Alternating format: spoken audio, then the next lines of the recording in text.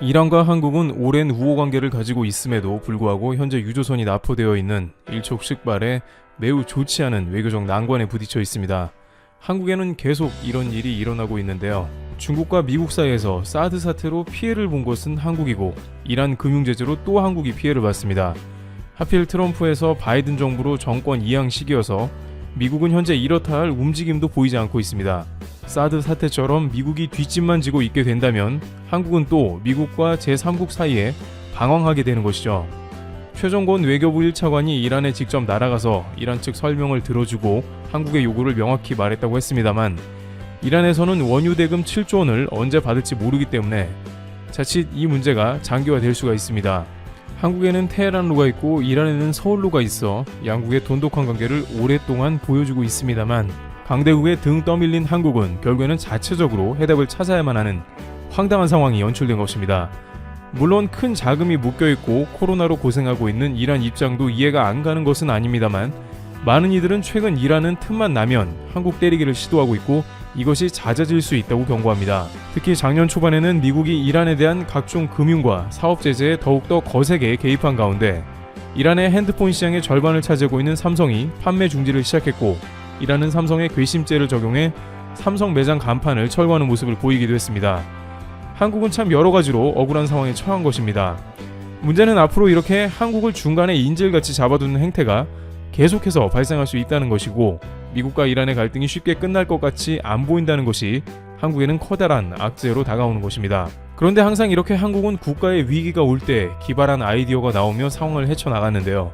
오랜 기간 강대국에 휩싸여 단련된 적응력으로 이번에도 그런 기지를 발휘해야 한다는 의견이 나옵니다. 물론 동결된 원유 자금을 백신으로 대체해서 이란에 보내자는 의견은 당장 좋은 아이디어이기도 합니다.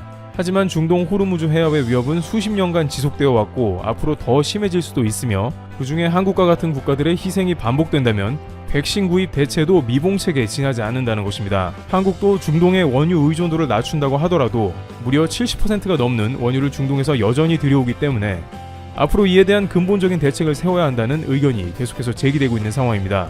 그런데 업계 관계자들이나 일부 국내 포럼에서는 아예 원유 수송 우회로를 만들자는 의견도 나오고 있습니다. 바로 호르무즈 해협을 지나기 전에 아랍에미리트에서 운하를 건설해 안전하게 빠져나가는 프로젝트를 가동해야 한다는 것입니다.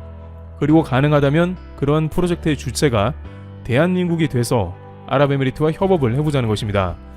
무슨 뜬구름 잡는 소리인가 라고 말할 수 있습니다만, 사실 이 프로젝트 구상은 이미 제기된 바 있습니다. 우선 2015년에 아랍세계연구센터는 사우디에서 예멘을 통과하는 약 1000km의 운하를 건설해 근본적인 지역 정세의 불안함을 해소하자는 구체적인 의견을 내기도 했습니다. 이렇게 되면 실제 호르무즈의 위험만 피하는 게 아니라 수백 킬로미터의 돌아가는 항해 비용도 아낄 수 있게 되므로 다소 경제적인 효과도 얻게 된다는 분석입니다. 하지만 예멘의 정치적 상황도 불안한 데다가 막상 여러가지 건설 문제가 발목을 잡은 것입니다. 한편 한국도 관여할 수 있다는 의견도 나왔는데요. 영국의 가장 권위 있는 중동 경제 전문지인 미드에 따르면 이란의 하산 로하니 대통령이 호르무즈 해협을 통한 원유 수출 금지를 공공연하게 천명하는 상황에 아랍에미리트 대운하 건설로 우회한다는 의견을 소개합니다. 미드 프로젝트는 사우디, 아랍에미리트, 카타르, 바레인 등 걸프 협력회의 GCC에서 진행된 건설 프로젝트를 평가해 가장 뛰어난 성과를 보여준 사업자를 선정하는 중동 지역 최고 권위의 수상을 진행하고 있는데, 이들은 아랍에미리트 고위급 관리들이 고려하고 있는 대운하 프로젝트가 실현 가능성이 적지 않다고 본 것입니다. 따라서 이들이 제시한 호르무즈 우회 프로젝트도 이 지역의 대운하 건설에 대한 무게감을 더하고 있습니다. 미드에 따르면 아랍에미리트의 고위 관리들은 걸프만으로부터 시작해 아랍에미리트의 동부 푸자이라에 이르는 180km의 운하를 건설하자는 논의를 가졌습니다. 건설 이후에는 유조선뿐만 아니라 다양한 컨테이너 상선, LNG 운송선 등이 안전하게 항해할 수 있고, 아랍에미리트는 운하 관련 수입도 얻게 되니 관련 경제 효과도 역시 기대됩니다. 이미 아랍에미리트 경우에는 호르무즈의 위협을 피하기 위해서 아부다비의 합산에서 동부 푸자이라에 이르는 360km짜리 송유관을 건설해서 원유를 1차적으로 송유관으로 우회하는 방법을 써왔습니다. 미드는 중동 지역에서는 호르무즈를 피하기 위한 다양한 방법이 이미 많이 제시되고 있는데, 호르무즈 위협이 점점 고조될수록 이러한 대운하 우회 프로젝트가 다시 떠오를 수 있다고 말합니다. 따라서 아랍에미리트와 다양한 분야에서 찰떡 궁합을 보여온 한국도 관심을 가져야 한다는 이야기가 나옵니다. 특히 이 백길이 막혀 식량 불안에 처한 아랍에미리트의 경우 한국에 도움을 요청하고 한국은 해결책을 제시했는데요. 한국은 사막에서 벼농사 짓는 법을 개발하기 위해 종자를 개량하고 아랍에미리트의 관련 작업을 진행해왔습니다. 농촌진흥청에 따르면 지난 4월에 개량벼인 아세미 수확을 했으며 40%의 개선 효과를 봤다고 보고했습니다. 인도 등지에서 호르무즈 해협을 통해 거의 전량 곡물을 수입하고 있는 아랍에미리트 당국은 한국보다도 50% 이상 쌀 소비를 많이 하는 국가이기 때문에 당장 호르무즈 해협의 위협은 생존이 달려있는 문제입니다. 이들은 한국의 적극 미래 식량 안보를 위한 해결책을 제시해달라고 요청했고 한국은 이에 응답한 것입니다. 마침 한국의 벼는 아랍에미리트의 사막 환경과 비슷하게 물을 덜 사용하여 재배하는 특성을 가졌습니다. 이에 한국은 물 사용량을 더욱 줄인 아세미를 개발했고 앞으로 아랍에미리트가 자급자족하는 데 도움을 줄 것으로 보입니다. 따라서 한국도 아랍에미리트에게 미래 원유나 LNG 운송 등의 위협을 제거하기 위해 우회로 건설 등을 요청할 수 있을 것입니다. 아랍에미리트도 운하를 건설하면 이를 통해 담수화 사업을 좀 더 확충할 수도 있고 한국은 마침 담수화 기술도 가졌습니다. 이미 한국의 두산중공업은 아랍에미리트의 해상 담수화 플랜트를 수주했고 44개월 공사기간을 26개월로 줄이기도 했습니다. 당시 아랍에미리트는 한국의 담수화 기술에 경이감을 표했으며 공사기간도 절반으로 줄인 것을 기적으로 표현하기도 했습니다. 양국은 2017년 한국 아랍에미리트 수자원 회의를 개최하기도 했으며 물 부족 국가인 아랍에미리트가 한국과 적극 협력하기로 했습니다. 이미 수에즈 운하 같은 경우에는 다국적 기업이 운하 경제 구역에서 담수화 작업을 진행하고 있으므로 이들도 운하가 있으면 담수화 사업을 확충할 수 있습니다. 실제 운하가 필요하기도 하고 한국이 중심 역할을 할 수 있겠죠. 일부 네티즌들은 한국은 4대강 운하 사업을 한 국가라며 국내에서는 논란된 사업이나 별 경험을 다 한 나라이기 때문에 이러한 건설 경험을 적극 활용해야 한다고 주장하기도 했습니다. 그것조차 어딘가에는 써먹을 때가 있다는 것입니다. 한편 많은 이들은 왜 아랍에미리트에 한국 국기가 종종 개양되냐고 묻는데 한국은 이 나라의 원전을 비롯해 다양한 사업을 진행해 왔으며 이들이 매우 목말라 하는 담수화, 벼농사, 각종 플랜트 사업을 훌륭하게 소화했으니 양국의 관계는 더 공고해져 간 것입니다. 아랍에미리트에서도 이미 운하 문제는 내부적으로 논의되었으니 해당 사안에 대해 거부감은 없을 것이며 미국을 비롯해서 관련국들을 중심으로 해당 사안을 추진하자는 의견이 나오는 것입니다.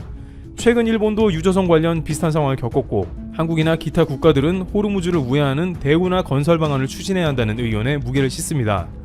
또한 한국과 아랍에미리트는 이번 코로나 사태를 통해서 더욱더 긴밀하게 연계되며 각종 사업의 협력을 확충하고 있습니다. 지난달 아랍에미리트의 압둘라 외교부 장관은 방안에 코로나 상황에 한국과 밀접한 관계를 맺고 있어 축복받았다라면서 한국의 고마움을 표현했습니다. 코로나 초기에 한국은 아랍에미리트의 각종 방역용품을 선제적으로 지원하기도 했으며 당시에 아랍에미리트 외교부는 한국의 빚을 졌다고까지 표현하며 고마워하는 모습을 보였다고 전해지고 있습니다. 또한 한국의 삼성과 현대건설 등 굴지의 건설업체는 해당 국가에서 각종 플랜트 설비를 계속 수주하고 있으며 중동에서 한국의 건설 관련한 인지도는 매우 높습니다. 또한 2020년 코로나 사태로 인해서 많은 나라들은 인프라 확충을 통해 경제를 살리려고 하고 있으며 남미 지역에서는 한국의 다양한 건설사들과 이런 인프라 관련 사업을 대규모로 체결하고 있습니다.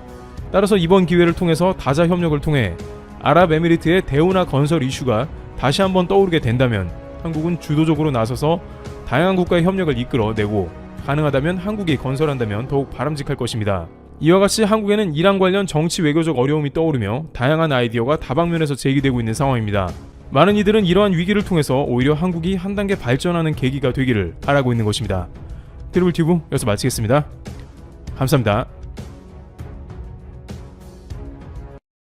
전 세계의 상황이 진정되지 않고 있습니다. 한국 역시 오늘부로 2.5단계가 적용되었습니다. 하루빨리 사태가 해결되길 바라봅니다. 옆나라 일본의 상황은 한국보다 더 심각합니다. 일주일 사이에 신규 환자가 15,000명 넘게 증가했습니다. 지난달 중순 이후 급격히 빨라진 증가세로 의료 체계마저 위태롭습니다. 일본 정부는 이번 상황을 극복하기 위해 긴급 경제 대책을 내놓았습니다. 그런데 그 규모가 천문학적입니다. 민간 투자를 포함해 사업비 규모 7조 3,6천억엔 우리 돈 약 766조 8,400억 원 수준입니다. 현지 유력 언론들이 이를 일제히 보도했습니다. 일본 정부는 이어서 외국인의 소규모 단체 관광을 허용하는 방안도 검토하기 시작했습니다. 이유는 올림픽을 염두에 둔 것입니다. 이런 엄중한 상황에서도 올림픽만큼은 포기하지 않는 모습이네요. 일본은 내년 도쿄올림픽을 위해 관리형 여행을 활성화할 필요가 있다고 판단해 이 같은 방안을 제안한 것으로 알려졌습니다. 도쿄올림픽 전에 허용이 검토되는 외국인 관광은 전세버스 등으로 이동하는 방식입니다. 관광객의 대중교통 이용은 원칙적으로 인정되지 않습니다. 일본 정부는 관광객이 한 곳에 집중되지 않도록 분산시키고 단체 여행을 안내하는 여행사 직원이 체온 확인 등 건강관리 등을 철저하게 한다는 계획입니다. 과연 가능한 계획일까요? 실시 시기와 대상 지역, 관광 인원 상한 등은 국내외 코로나19 상황을 고려해 결정하기로 했습니다. 아사히 신문은 외국인 관광객 수용 추진이 스가 총리의 최대 관심 정책이라고 했습니다. 그리고 일본 정부는 2030년 당일 관광객 6천만 명 목표를 전제하고 있다고 밝혔습니다. 한편 일본 정부는 한국에 끈질기게 항공 노선 운항 재개를 부탁하고 있습니다. 울며 매달리는 모양새이죠. 일본 측이 특히 집착하는 노선은 김포 하네다 항공 노선입니다. 하지만 정부는 코로나 방역의 어려움을 이유로 거부 입장을 밝혔습니다. 정부는 지난 4월 6일부터 검역 효율성 등을 고려해 인천국제공항 입국 일원화 정책을 시행했습니다. 최근 부산 김해 칭다오 등 일부 노선은 운항을 재개했습니다. 하지만 일본은 거부한 것입니다. 서울과 도쿄를 최단거리로 잇는 김포 하네다 노선이 재개되면 왕복 3시간가량을 단축할 수 있어서 항공 수요가 크게 늘어날 수 있다고 합니다. 현재 한일 노선은 인천 나리타, 오사카, 나고야, 후쿠오카만 운행되고 있습니다. 인천 나리타 공항은 각각 서울 도쿄 도심에서 차로 1시간 이상 떨어져 있어서 시간이 더 소요됩니다. 일본은 소규모 여행도 재개하자는 입장을 한국 정부에 전한 것으로 알려졌습니다. 앞서 말씀드렸듯 대중교통 이용을 금지하는 조건으로 가이드가 방역 책임을 지고 대형버스에 20명 정도만 태워서 공항, 관광지, 호텔만 다니는 방식입니다. 그런데 과연 한국인들이 일본 여행을 할까요? 불매운동이 많이 수그러들었다고는 하지만 여행만큼은 여전히 불씨가 살아있습니다. 더욱이 한국인들이 도쿄올림픽을 위한 밑밥을 깔아줄 이유는 전혀 없습니다. 한국은 아쉬운 상황이 아니기 때문에 더욱 강력하게 나서야 한다고 봅니다. 특히 코로나 이슈는 철저하게 관리가 되어야 합니다. 일본의 상황은 무척 심각합니다. 일본과 불편한 관계는 이뿐만이 아닙니다. 일본이 후쿠시마 방사능 오염수를 바다에 방류하는 방안을 이르면 올해 안에 확정할 것으로 알려졌습니다. 그동안 우리 정부는 일본 측에 투명한 정보 공유와 검증의 필요성을 강조해 왔습니다. 관련해서 외교부 당국자는 이렇게 말했습니다. 우리 정부는 일본의 계획이 안전할지 판단하기 위한 정보를 요구할 권리가 있다. 이는 바다의 헌법, 유엔 해양법 협약에 따른 정당한 국제법 권리에 의한 요구이다. 후쿠시마 방사능 오염수는 2011년 3월 동인도 대지진 당시 수소 폭발을 일으켰던 후쿠시마 제1원전에서 생기고 있습니다. 지진으로 전기가 끊기면서 해결료와 원자로를 시키는 냉각 시스템이 멈춘 게 사고의 원인이었죠. 뜨거워진 원전의 노심이 녹아내렸고 핵심 연료까지 노출됐는데 여기에 빗물과 지하수 등이 흘러들면서 고농도 오염수가 발생했다는 겁니다. 오염수는 2014년에 하루에 470톤씩 새로 생겼지만 지난해에는 180톤가량으로 증가 속도가 조금 느려졌습니다. 이 오염수는 저장 탱크에 보관돼 이른바 다액종 제거 설비 ALPS에 의해서 정화 처리를 하고 있습니다. ALPS는 액체에서 여러 가지 방사성 물질을 동시에 제거하는 설비입니다. 정화된 오염수는 원전 부진의 대형 물탱크에 보관됩니다. 저장 탱크에 보관된 오염수는 8월 기준으로 무려 123만 톤에 이릅니다. 100만 톤이 넘는 오염수가 바다로 쏟아내면 어떤 일이 발생할지 생각만 해도 끔찍합니다. 문제는 매일 180톤씩 들고 있다는 겁니다. 일본 당국은 2022년 8월쯤에는 저장 탱크가 가득 찰 것으로 내다봤습니다. 따라서 2022년 여름 방류를 위해서 올해 안에 처리 방식을 공식 발표하겠다는 것이죠. 물론 현지에서는 저장 탱크 포화 시점이 2023년 봄쯤으로 다소 늦춰질 수 있다는 전망도 나옵니다. 또한 일본 내에서도 오염수 방류에 대한 반대 의견이 만만치 않아 결정과 발표가 다소 늦어질 수 있습니다. 일본이 해양 방출로 가닥을 잡은 이유는 무엇일까요? 무척 단순합니다. 비용이 적게 들고 자신들에게 대단히 편한 방식이기 때문입니다. 해양 방출은 대기 방출에 비해서 돌발 변수가 생길 가능성이 적다는 게 일본 당국의 입장입니다. 바다가 아닌 대기에 방출할 경우 오염수가 증발하면서 잔여물이 남게 됩니다. 이 또한 방사성 폐기물로 처분해야 하죠. 하지만 해양 방출은 흘려보내면 그만입니다. 그들의 입장에서는 차후 관리를 할 필요가 없습니다. 아주 이기적인 판단이죠. 결국 주변 나라들에게 피해를 고스란히 전가시키겠다는 겁니다. 유력한 외교 소식통에 따르면 이미 방류는 결정되었다고 합니다. 이제 요식적인 정치 일정만이 남았을 뿐입니다. 정치 일정이라는 건 후쿠시마 지역 어민 등 피해를 입을 것으로 보이는 일본 국민들에 대한 보상과 설득 등의 과정입니다. 하지만 이미 결론은 정해졌고 발표만 남았습니다. 한국을 포함한 전 세계에서는 여전히 오염수 관련 정보가 부족하다고 지적하고 있습니다. 그런데 검증을 위한 전문가 집단 구성은 일본이 알아서 하겠다고 주장하고 있습니다. 한국 정부는 국제검증단 구성의 필요성을 일본 정부와 국제원자력기구 IAEA에 제기했습니다. 국제사회의 신뢰와 더불어 가장 가까운 한국의 국민들이 방류 결정을 받아들이려면 객관적인 검증과 투명한 정보 공개는 필수입니다. 한국이 참여하지 않는 전문가의 검증은 의미가 없습니다. 일본은 오염수 방출의 무해성을 설명하는 과정에서 한국도 월성 원전에서 해양 방출을 한다고 했습니다. 그런데 이는 전혀 비교 대상이 아닙니다. 국제관행상 모든 국가가 원자력 발전 과정에서 나오는 물은 해양 방출을 자연스럽게 하고 있습니다.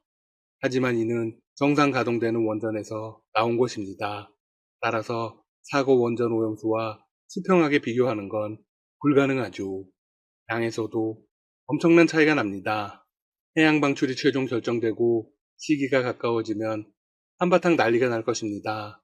일본이 한국을 설득하기 위해서 또 무슨 꼼수를 벌일지 모르죠. 한국 정부는 더욱 강하게 나가야 합니다. 지금까지 닥터시사TV였습니다. 여러분 시청해주셔서 감사합니다. 구독과 좋아요 부탁드립니다.